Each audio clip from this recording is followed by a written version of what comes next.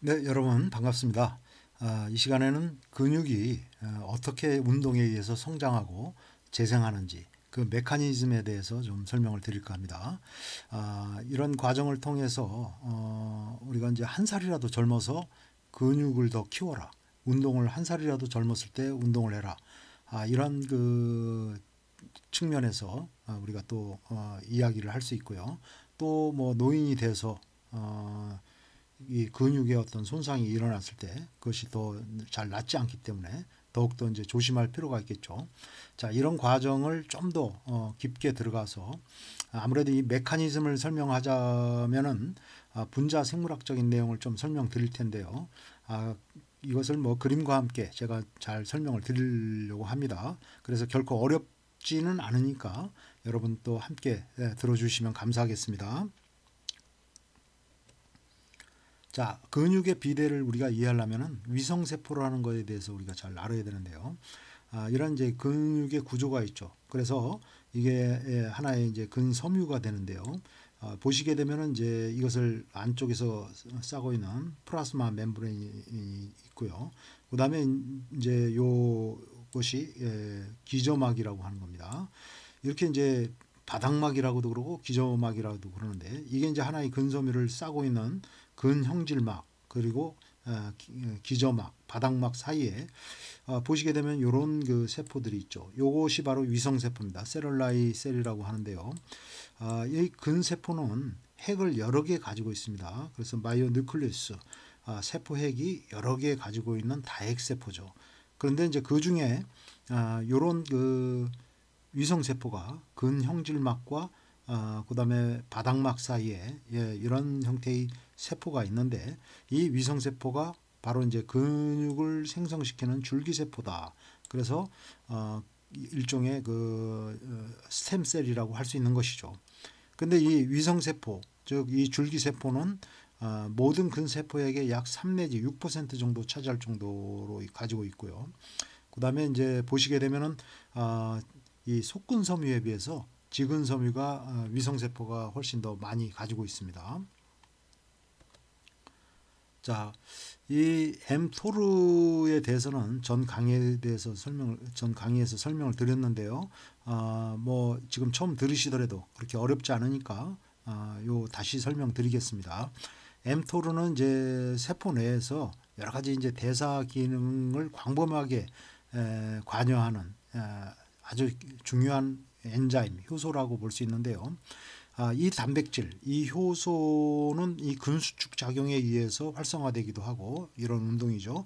그다음에 이제 이런 단백질 섭취에 의해서 또 활성화된다라고 볼 수 있습니다. 근데 이제 이런 그 엠토르의 경로를 통해서 결국 앞서 설명드린 위성세포의 활성도가 높아지고 그러면 이제 위성세포가 근화세포로 근원세포라고도 그러고요. 이걸로 이제 분화되고 또 근세포질 내에서 융합이 이루어지면서 결과적으로 이제 근육의 비대가 일어난다고 하는 것입니다. 또 하나의 경로는 바로 이런 경로를 통해서 단백질 합성이 활발하게 일어난다고 하는 것입니다.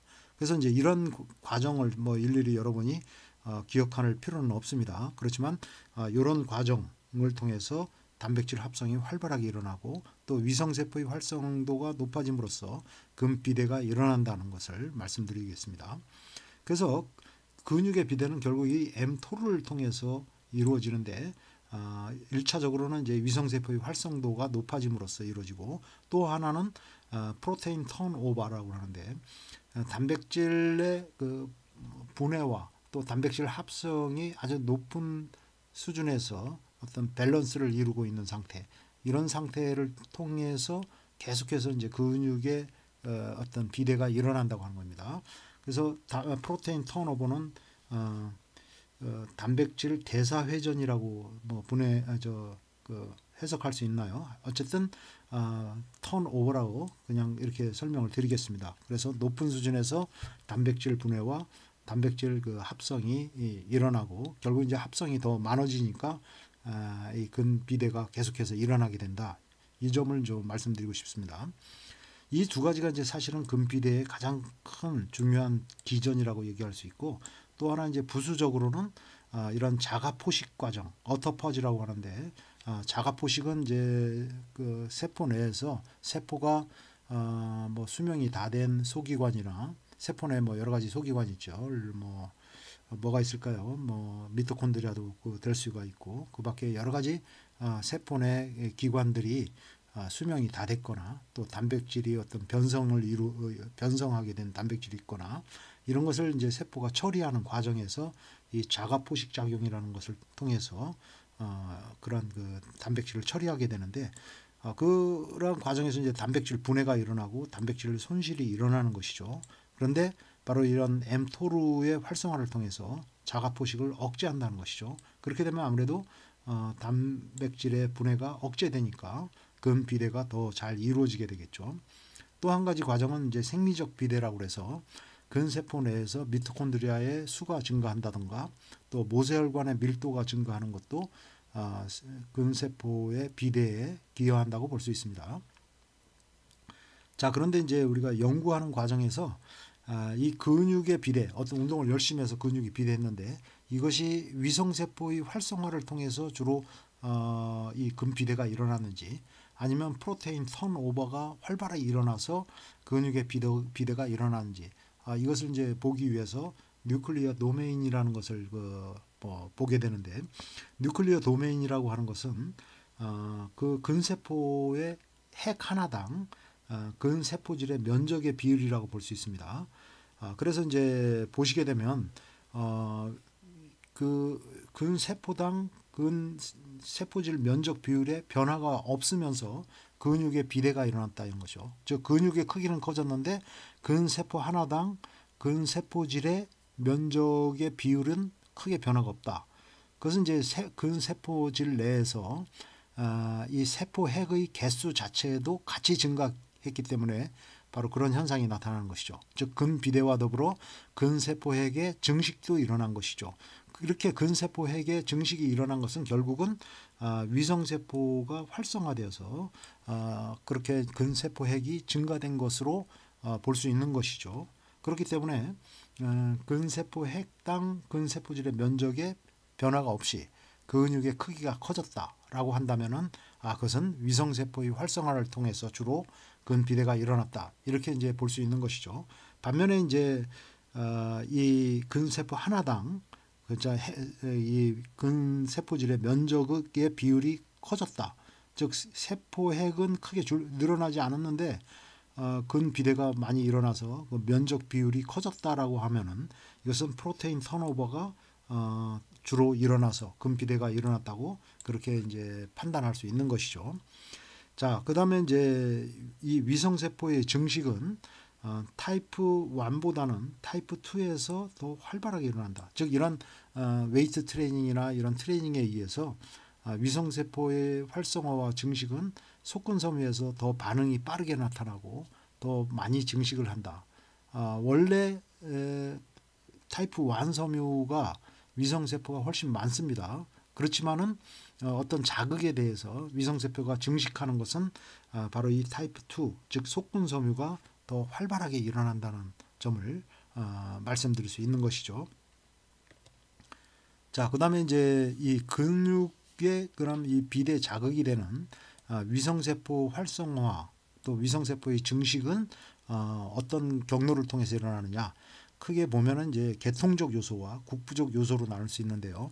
계통적 요소는 말 그대로 이제 혈액을 통해서 이런 뭐 인슐린이라든가 또 IGF-1 같은 인슐린 라이크 그로스 팩터죠. 예, 이런 것들이 이제 이런 세포에 작용을 해서 mTOR를 활성화시킨 것을 의미합니다.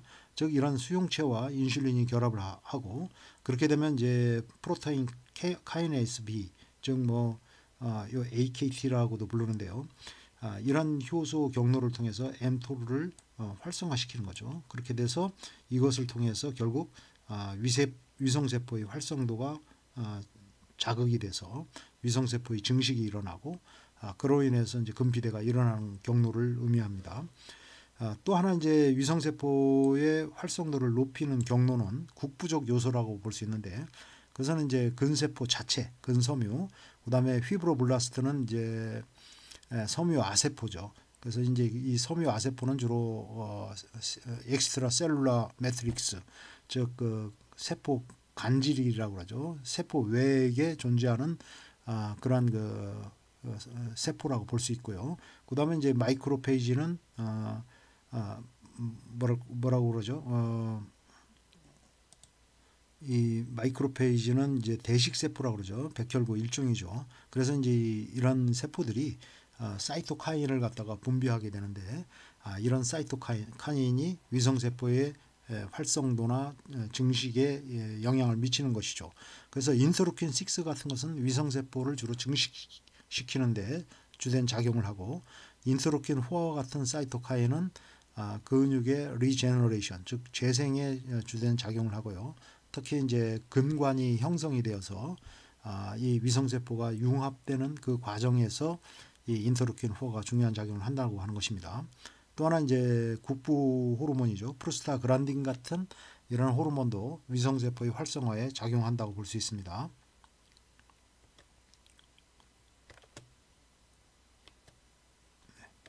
이게 넘어가질 않네요.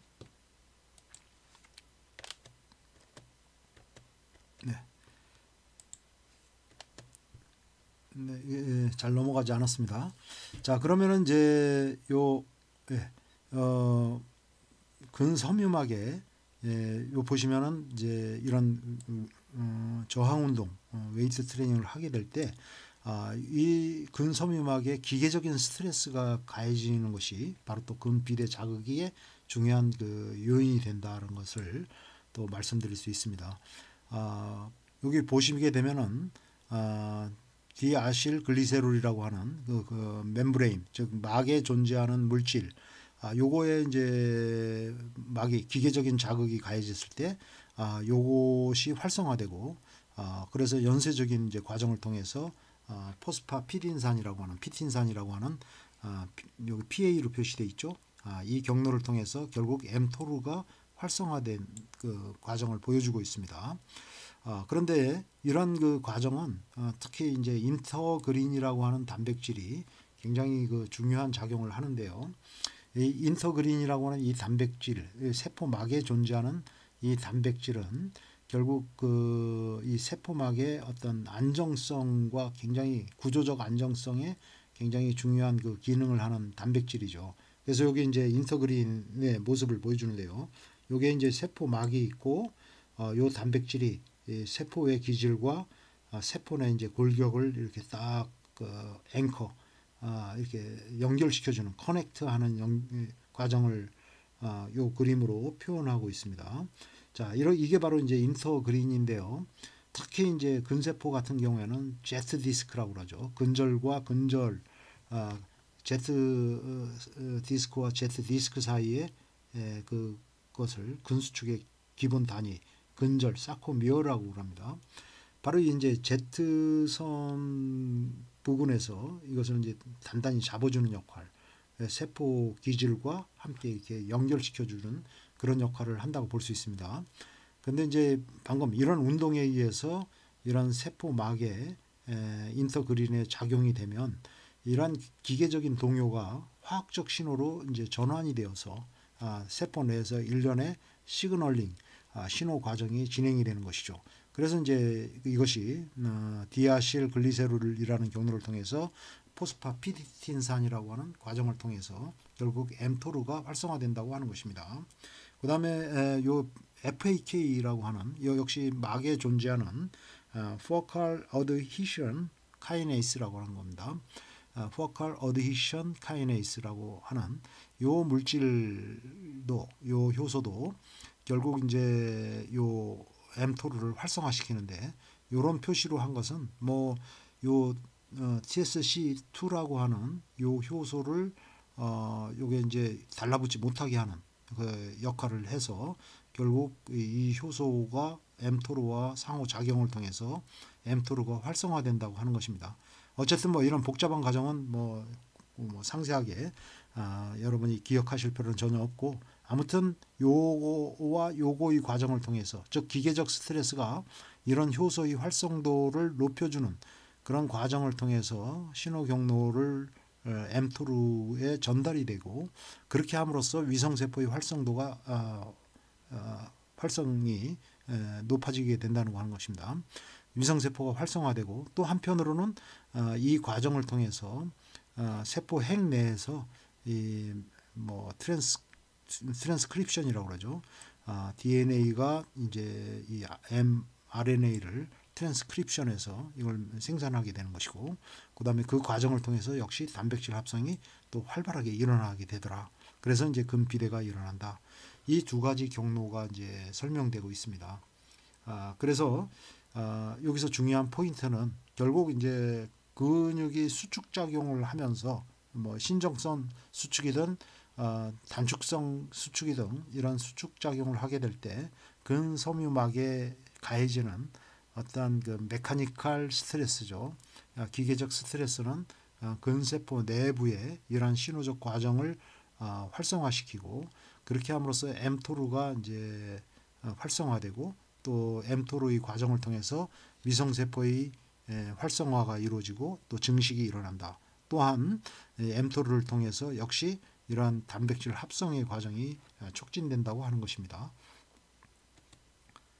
그렇게 하면 이제 이 위성세포가 근섬유 재생의 어떤 과정으로 그 근섬유 재생에 기여하는지 그것을 좀 말씀드릴 수 있습니다. 우리가 근세포가 이제 비대해지는 과정도 증식 근세포의 근육의 어떤 비대가 일어나는 그 과정도 결국은 이제 근세포의 미세 구조에 어떤 손상이 나타나고 이제 이 손상을 갖다가 다시 회복시키는 과정, 이걸 수선하는 과정, 또 재생하는 그 과정에서 점점 근육이 더 이제 증식이 일어난다고 하는 것입니다. 그 과정에서 아주 중요한 작용을 하는 것이 바로 위성세포라고 하는 것입니다.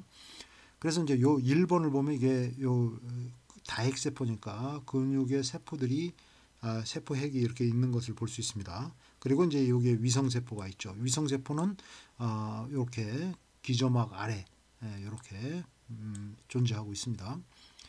이런 상태로 있다가 이제 어떤 근섬유의 손상이 나타났다라고 하면은 이런 근섬유의 미세 구조의 손상에 의해서 위성세포의 활성화와 증식이 나타나는 거죠. 그래서 이 그림은 바로 위성세포가 활성화되고 증식함으로써 근세포질 내로 이제 계속 이것이 다시 들어오게 되고, 그 다음에 이제 이 위성세포는 근전구세포로 이렇게 분화되게 되고, 이제 세포질과 융합의 과정이라는 것을 거치게 된다.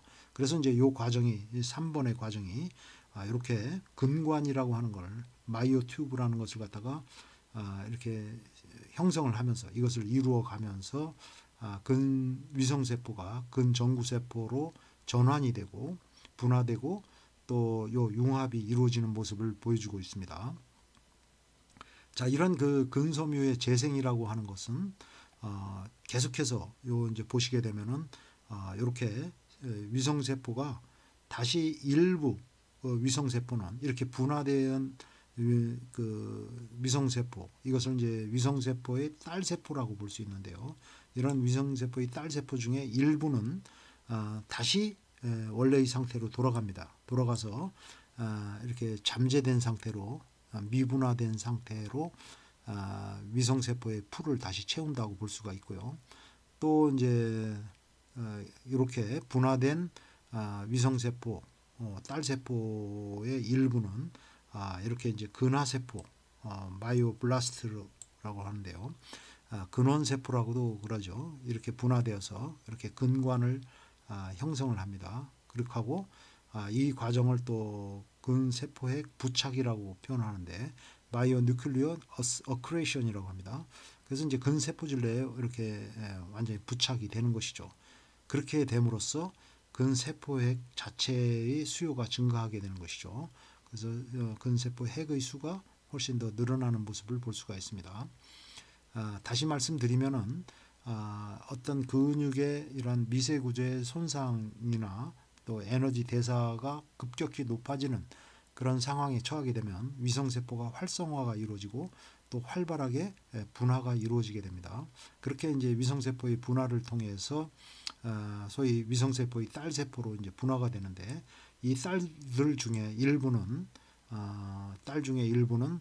다시 자기 홈으로 들어가서 위성세포로 잠재된 상태로 위성세포 풀을 갖다가 다시 채우는 그런 과정을 보이게 됩니다. 즉 새로운 위성세포가 근초와 바닥막에 다시 위치하게 되는 것이죠. 그 다음에 이제 또 일부 이 딸세포들은 새로 생성된 이러한 그 세포 핵이 되어서 근세포의 어크레이션이라는 과정을 통해서 세포핵의 근세포핵으로 그 전환이 되고 이 손상 부위에서 이런 그 재생 근단백질의 그 합성을 더욱더 활발하게 일으킴으로써 그 손상을 갖다가 더 회복하는 그런 과정이 일어나게 되고 그 과정에서 이제 근육은 더 강해지고 또 정식도 더 비대해지고 그런 과정이 일어난다고 하는 것입니다. 자, 그래서 이제 이 과정에 의해서 우리가 훈련 받기 전에는 근세포 핵이 이 정도 있죠. 그런데 훈련을 받게 됨으로써 이제 위성세포의 융합이 일어나서 말하자면 이제 근세포 핵의 어크레이션이 일어나는 거죠. 그럼 그 부착이 일어나서 결국 이제 근육도 굵기가 커지고 근섬유의 굵기도 커지고 그 안에 이렇게 근세포핵 수요도 이렇게 증가한 상태로 이렇게 되는 것이죠. 자, 이런 상태로 돼 있다가 디트레이닝 상태, 나이를 먹으면서 운동도 안 하고 그래서 결국 이제 근육이 다시 원래의 상태로 이렇게 근 위축이 일어났단 말이죠. 이렇게 근 위축이 일어나더라도 근세포핵의 수는 변화가 없기 때문에 오랜 시간이 지나서 다시 훈련을 할 때, 나이를 먹어서 다시 훈련을 할 때 더 쉽게 이런 그 운동의 경험이 없는 사람에 비해서 훨씬 유리하다고 하는 것입니다.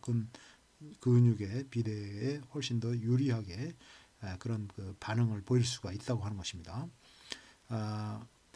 이 훈련 중지 후에 근육이 위축이 되더라도 근세포핵의 손실이 있느냐 없느냐는 이제 많은 논쟁이 있었습니다만은 근세포핵의 손실이 나타나지 않는 것으로 밝혀졌습니다.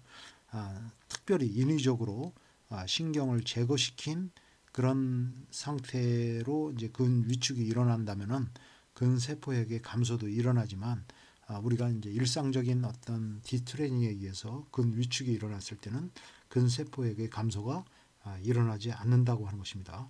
바로 그렇기 때문에 우리가 한 살이라도 더 젊어서 근육을 키워야만 나중에 운동을 하더라도 훨씬 더 유리한 입장에서 운동을 할 수가 있다는 그 이야기도 되는 것이죠. 또 한 가지는 뭐 이런 근 위축이 되고 또 근 감소증과 같은 이런 상태가 되면은 점점 나이를 먹어서 이 문제는 위성세포의 활성도가 굉장히 낮아진다고 하는 것입니다. 그래서 이제 우리가 이제 어떤 그 근육에 자극이 주어졌을 때도 이게 쉽게 잘 그 활성화가 잘 안 이루어지는 경향이 있고 또 한 가지 문제점은 이 위성세포의 활성도가 낮기 때문에 근육이 손상을 입게 됐을 때 이 손상이 제대로 잘 복구가 되지 않는다. 즉 근 재생이 잘 이루어지지 않는다고 하는 것입니다. 특히 이러한 손상은 콘센트릭 그 단축성 수축보다는 익센트릭 즉 신전성 수축에서 더 쉽게 일어나기 때문에 이 신전성 수축이 근육의 비대를 꾀하는 데도 더 효과적이긴 하지만은 특히 그 나이 먹은 상태에서 근력이 매우 떨어진 상태에서 수행할 때는 매우 조심해야 되는 것이라고도 이야기할 수가 있습니다. 이 점을 조심해서 노인기에는 더 이런 그 근력 훈련 프로그램을 처음부터 강도가 높은 어떤 신전성 수축이 포함된 운동은 피하는 것이 좋다고 하는 것이죠. 네, 끝까지 경청해 주셔서 감사합니다. 요 뒤에 여기는 아까 설명드린 여러 가지 뭐 효소들 뭐 이거에 약자를 보였는데요. 여러분들은 뭐 이것까지 굳이 기억할 필요는 없겠지만은 혹시 필요하면 참조를 해 주시기 바랍니다. 대단히 감사합니다.